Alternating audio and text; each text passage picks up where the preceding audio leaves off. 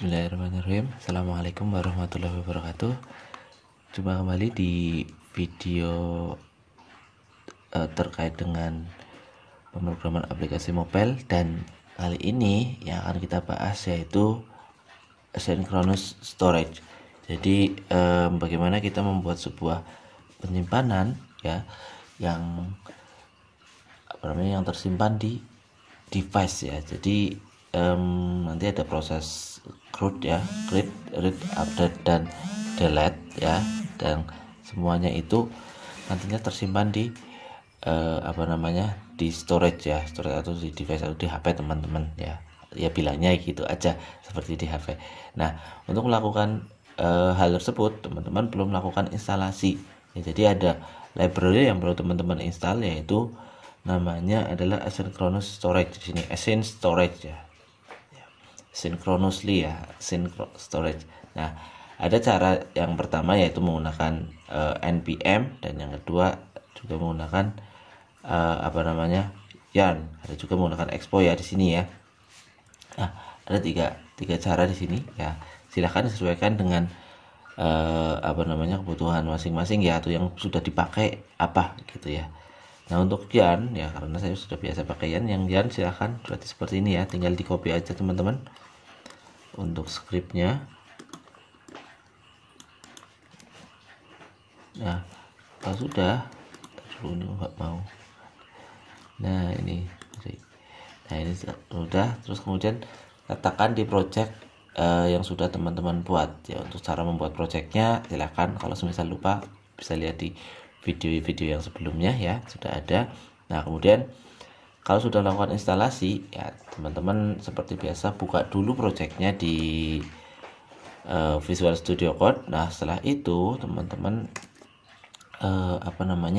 jalankan projectnya ya. Caranya masih sama ya, pakai yarn, berarti gunakan yarn spasi Android. Nah, sudah tampil ya seperti ini kurang lebih kalau sudah dijalankan.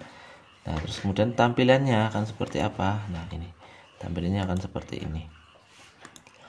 Oke, jadi nanti akan ada ini kita punya beberapa touchable opacity ya. Ada 1, 2, 3, 4, 5, dan 6. Ada 6 touchable opacity, yang masing-masing touchable opacity itu punya fungsinya sendiri-sendiri ya. Yang dimana yang simpan ini di atas paling sendiri, ini yang atas sendiri simpan fungsinya untuk menyimpan ya. Simpan ini yang pertama ya, nanti kita lihat di scriptnya aja sekalian ya. Simpan, jadi menyimpan data dalam bentuk, kalau dalam tipenya string ya teman-teman ya. Kemudian ada yang berbentuk objek ya, kemudian ada juga yang berbentuk array ya. Nah, kemudian di sini ada ubah data ya. Ubah itu ya nanti, karena tadi sudah saya sampaikan bahwa yang akan kita pelajari adalah create ya, create, read, update, dan delete. Create yang membuat dulu pertama kali, kemudian nanti read membaca, berarti ditampilkan di sini ya, tampilkan data. Kemudian update ini ubah data. Nah, terus kemudian delete nih, terakhir di bawah sendiri itu adalah menghapus data. Oke teman-teman, setelah teman-teman melakukan instalasinya dan setelah teman-teman sudah menjalankan projectnya, kemudian dibuka di Visual Studio Code, nah nanti tampilannya akan seperti ini ya. Intinya ini bukan default awalnya, tapi sudah saya rubah seperti ini ya teman-teman. Kita hanya akan menggunakan satu screen saja ya, screen app.cs. Jadi screen awal ini akan kita gunakan untuk proses tadi, growth tadi. Nah, kemudian masih sama ya seperti yang sebelum-sebelumnya, ketika kita membuat sebuah project baru ya, kemudian kita membuat file screen ya. Nah, otomatis yang pertama kali yaitu ini import React ya, pasti ya, karena nanti kita akan pakai komponen dan semuanya yang ada di React Native library ya. Di React Native berarti pakai ini dulu ya, ini React komponen. Kemudian ini import view text touchable opacity flatlist, dan ini adalah library komponen yang akan digunakan ya. Komponen yang digunakan ada view text touchable opacity dan flatlist.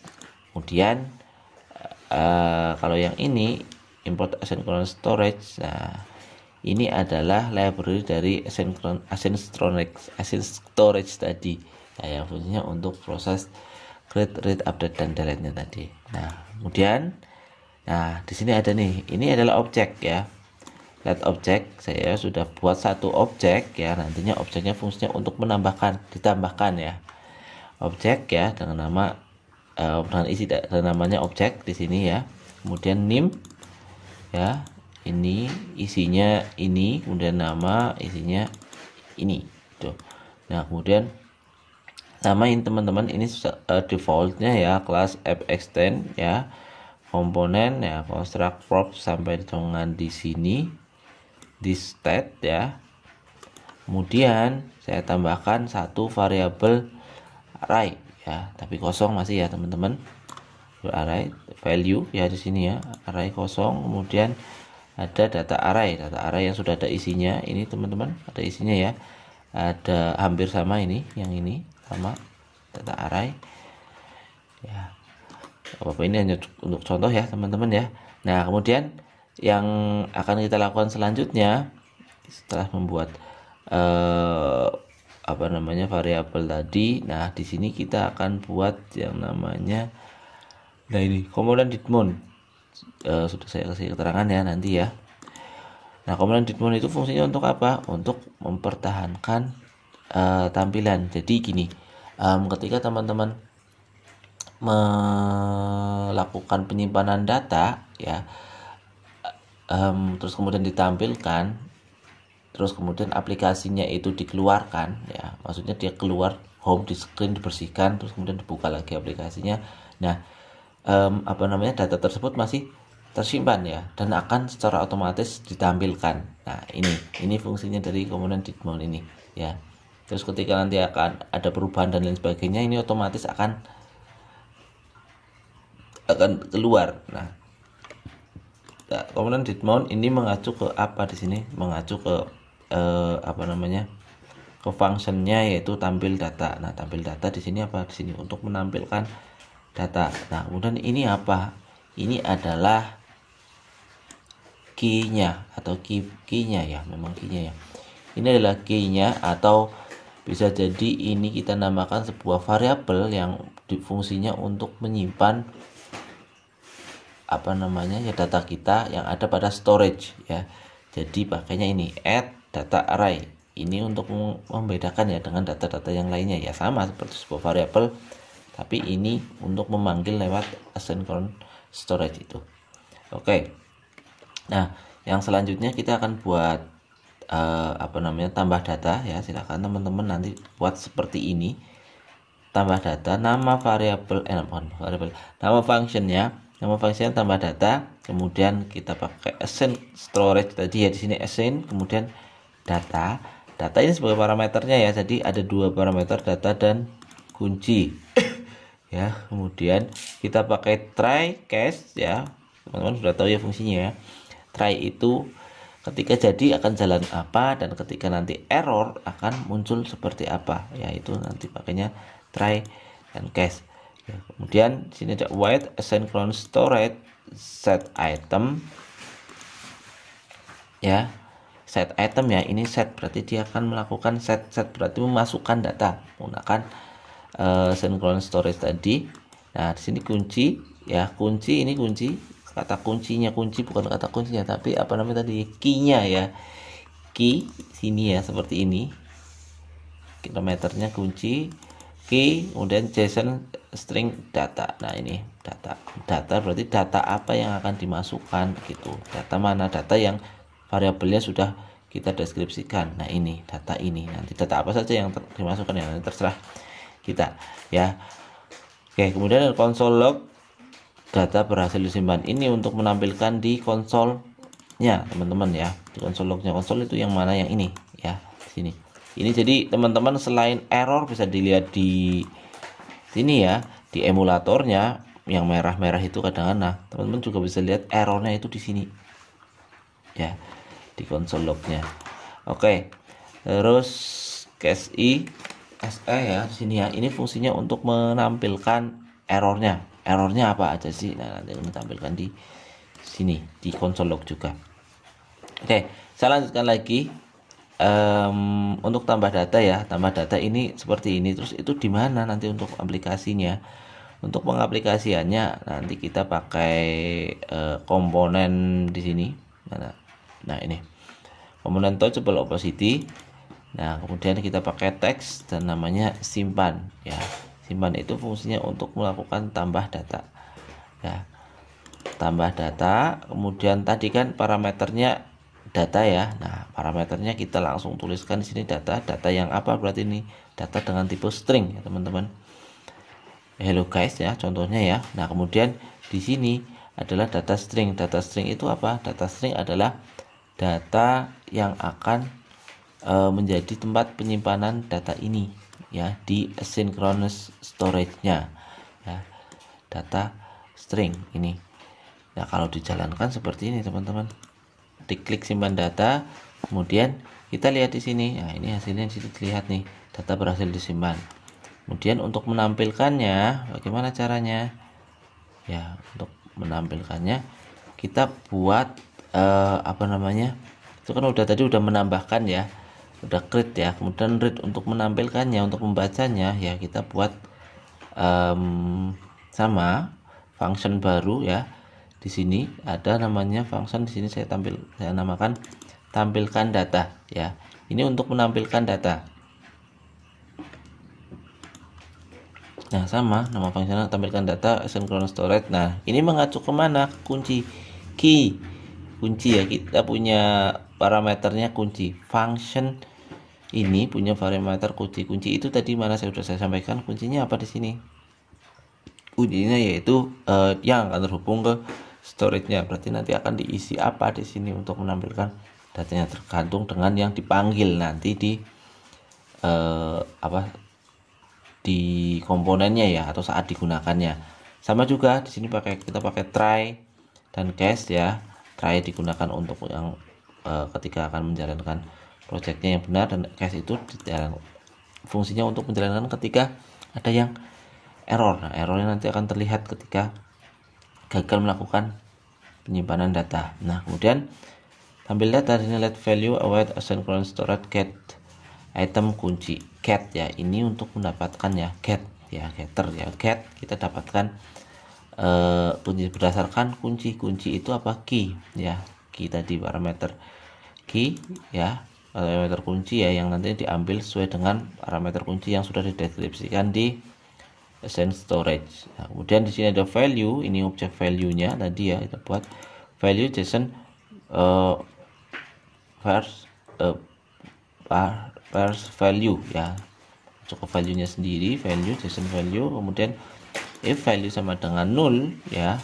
Nah, ini this set state value ya, ini apa namanya, dia akan mengambil value-nya sendiri ya. Kalau value-nya tidak sama dengan 0, dia akan menampilkan dari value itu ya. Nah, terus apa bunyinya di sini? Console log data berhasil ditampilkan ya. Nanti lihat di console lognya, isinya data berhasil ditampilkan value, kemudian isinya apa gitu. Nah, contohnya di sini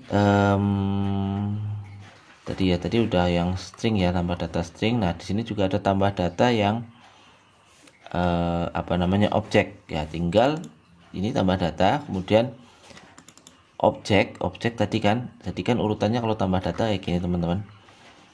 Tambah data, nah, kan ada dua parameter ya, parameter data dan kunci ya, atau key-nya. Data ini data yang akan disimpan, kemudian ini untuk menyimpan datanya.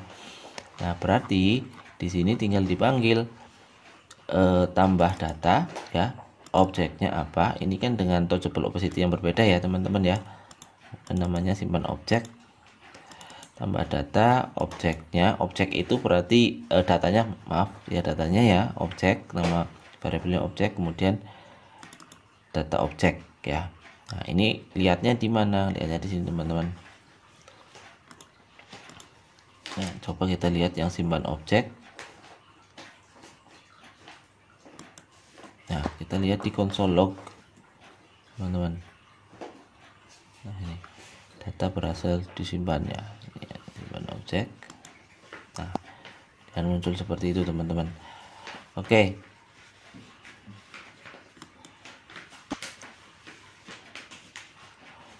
Kalau ditampilkan data tampil data nul karena bukan itu yang dipanggil ya. Oke, itu tampil data objek. Silakan untuk menampilkannya nanti bisa ya, tinggal dipanggil di sini di mana dipanggil di sini ya. Ini untuk tampilkan data, sesuaikan dengan key-nya. Kemudian nah ini tampilkan data dalam bentuk array. Bukan tampilkan data, maaf, menyimpan data dalam bentuk array ya. Ini caranya sama, kita panggil functionnya, kemudian kita masukkan parameternya di state data array. Kita punya variabel tadi data array, nama variabelnya, kemudian masuk kemana, mau menyimpan kemana, menyimpannya di sini, key-nya data array. Nah, kita jalankan ya, dia di data array, lihat mana simpan array. Oke, sudah saya klik, kemudian lihat di sini konsol lognya. Nah, data berhasil disimpan. Kemudian kita coba tampilkan datanya. Nah, datanya akan keluar seperti ini teman-teman. Nah, di sini juga akan tampil ya datanya ya, berhasil ditampilkan. Kemudian karena di sana di scriptnya di sini kan data berhasil ditampilkan, kemudian nah data berhasil ditampilkan, kemudian kita ngambil di objek value-nya ya, objek value ditampilkan di sini. Nah, tampil deh isi dari value tersebut. Oke, selanjutnya sudah tampil data. Nah, kemudian kita akan melakukan editing data atau ubah data ya. Nah, ubah data sama ya, kita bikin function baru. Nah, kemudian setelah itu kita buat objek value ya, kemudian di state value, kemudian value 3 nama saya rubah jadi seperti ini ya. Nah, 3 itu adalah karena tadi kan array ya, yang kita akan rubah itu array di sini ya, array ketiga ya, kemudian array dengan indeks ketiga, maaf, array dengan indeks ketiga, kemudian nama akan berubah menjadi ini namanya. Coba this tambah data value. Nah, ini kan, nah ini mengacu kemana, ke data atau ke key-nya ya, key yang tadi buat menyimpan data yang pertama ya, this set state value. Nah, ini untuk menampilkan hasil perubahannya teman-teman. Nah, tambah data value array ya. Nah, kita akan coba lihat di sini juga diubahnya. Nah, kalau ubahnya seperti ini aja, hanya panggil functionnya aja ya. Kita coba ya, rubah ya, diklik ubah. Nah, diklik ubah data. Nah, otomatis tadi ya namanya akan berubah seperti ini. Nah, kita lihat juga di di konsol lognya, data berhasil disimpan ya. Bunyinya data berhasil disimpan, harusnya data berhasil diubah ya. Oke, nggak apa-apa. Oke, setelah itu setelah ubah data, berarti yang selanjutnya yaitu untuk menghapus data teman-teman. Nah, tadi saya juga bilang di sini ada komponen did mount. Jadi ketika kita keluar dari aplikasi ini ya, maaf, kita hapus gini ya. Ternyata. Nah, kita buka lagi mana ini, project. Nah, ini kita buka lagi. Nah, ini akan secara otomatis tampil hasil tadi ya, data-data yang sudah ditambahkan di sini ya. Kita ibaratnya menambahkan data ke device kita atau ke penyimpanan kita ya, menggunakan sync storage ini. Nah, selanjutnya kita akan melakukan proses penghapusan. Nah, di sini ada hapus data. Hapus data synchronous storage di sini sama ya.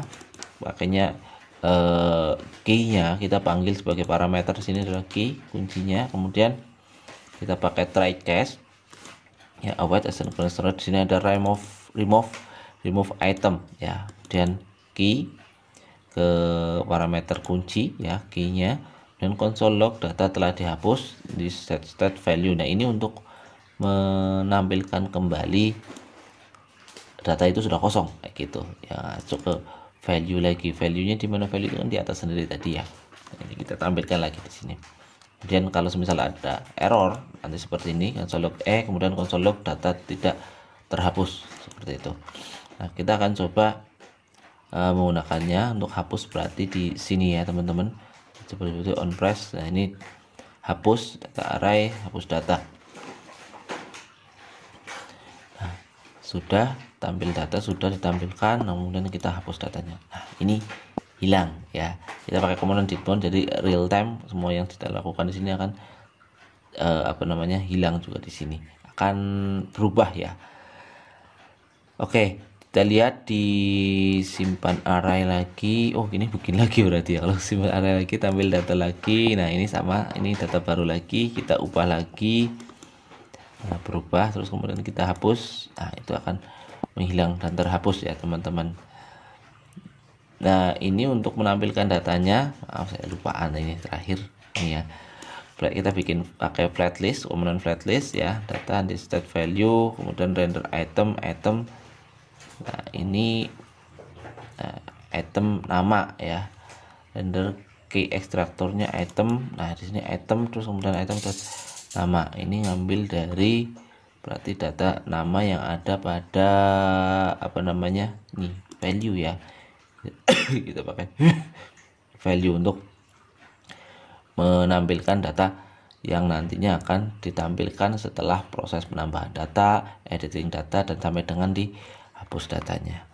Oke, ini penjelasan terkait dengan create, read, update, dan delete atau asynchronous storage yang ada di pemrograman aplikasi mobile menggunakan React Native ya. Jadi nanti kalau teman-teman ada pertanyaan ya silahkan bisa langsung tanyakan. Nah, ini bisa di scriptnya juga nanti tentunya akan saya sertakan juga. Nah, harapannya ini bisa diimplementasikan lagi karena masih memungkinkan sekali ya dengan penambahan beberapa komponen untuk bisa lebih lebih mudah ya. Contohnya menambahkan beberapa inputan langsung di screen ya, nanti biar bisa melakukan proses create yang membuat data, menambah data, tidak menggunakan di script seperti ini ya. Itu lebih mempermudah lagi ya. Ini untuk contoh, untuk teman-teman bisa mengaplikasikan lagi dan bisa lebih mengeksplor lagi terkait dengan async storage ini, atau untuk proses CRUD ya yang ada di React Native. Baik, mungkin cukup ya untuk video ini. Terima kasih teman-teman semua. Wabillahi taufiq wal hidayah. Assalamualaikum warahmatullahi wabarakatuh.